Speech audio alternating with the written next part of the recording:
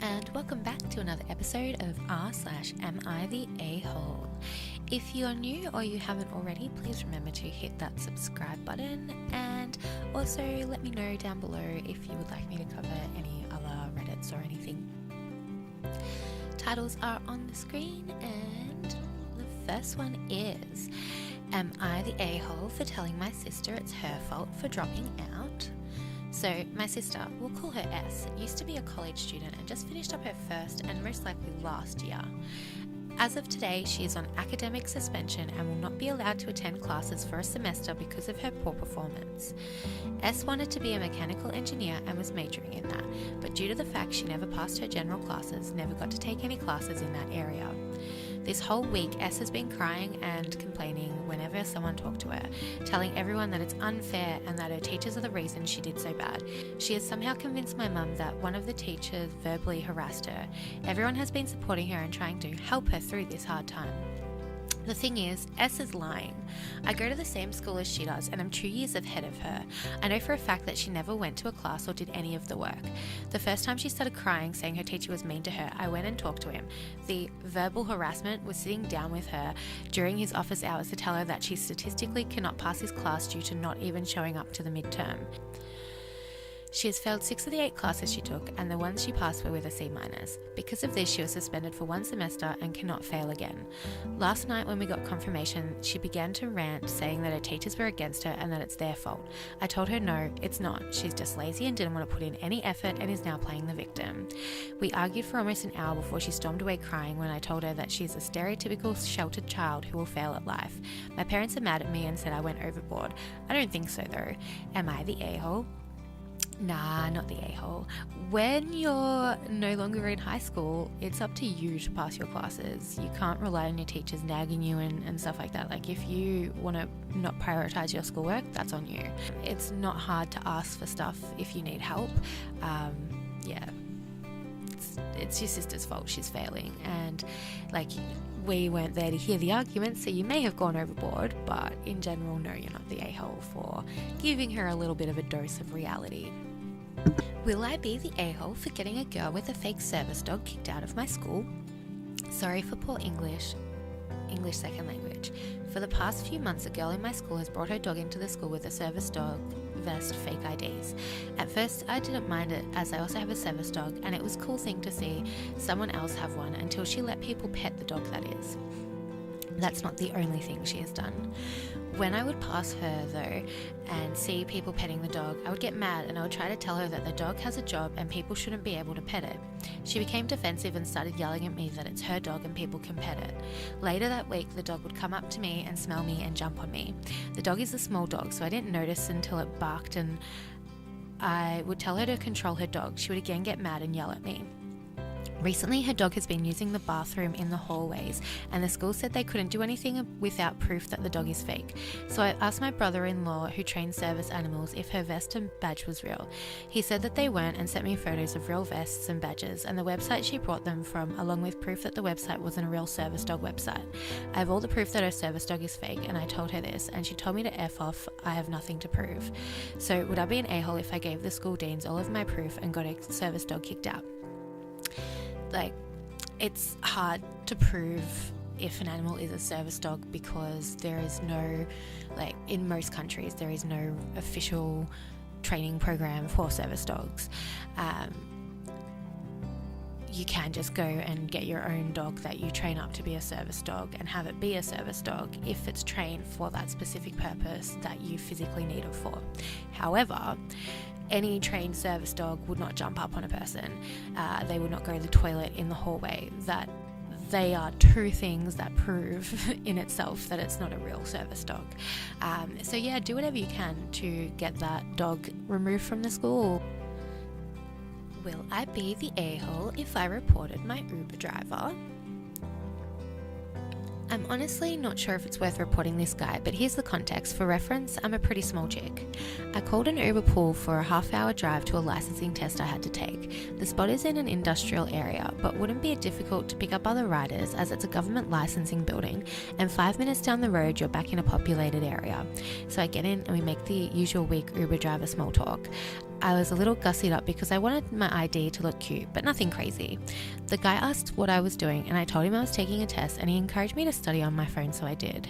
He then started offering to stay and wait for me to finish the test and pick me up after. I was like, no, I'm okay, but thank you for offering.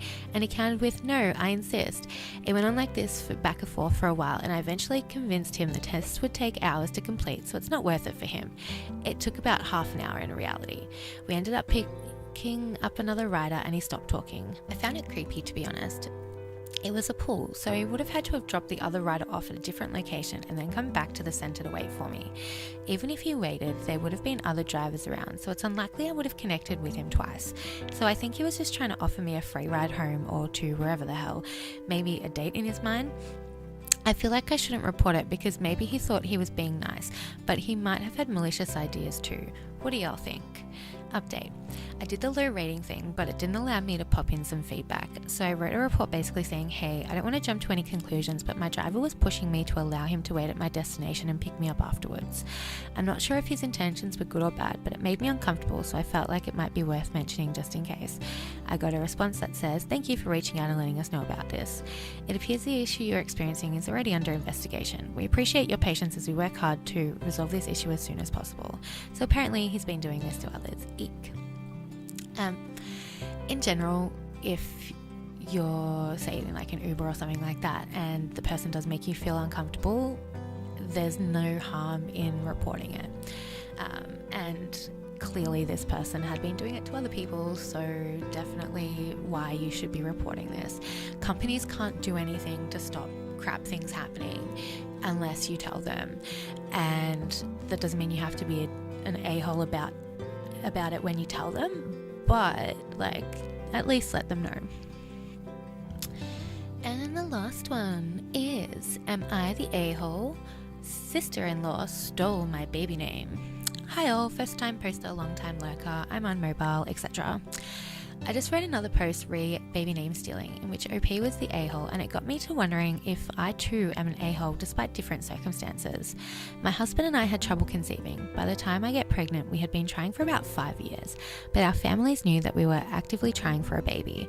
While we were trying to conceive, my sister-in-law got pregnant with baby number 2. Everyone is happy and we were excited at the thought of potentially having children around the same age.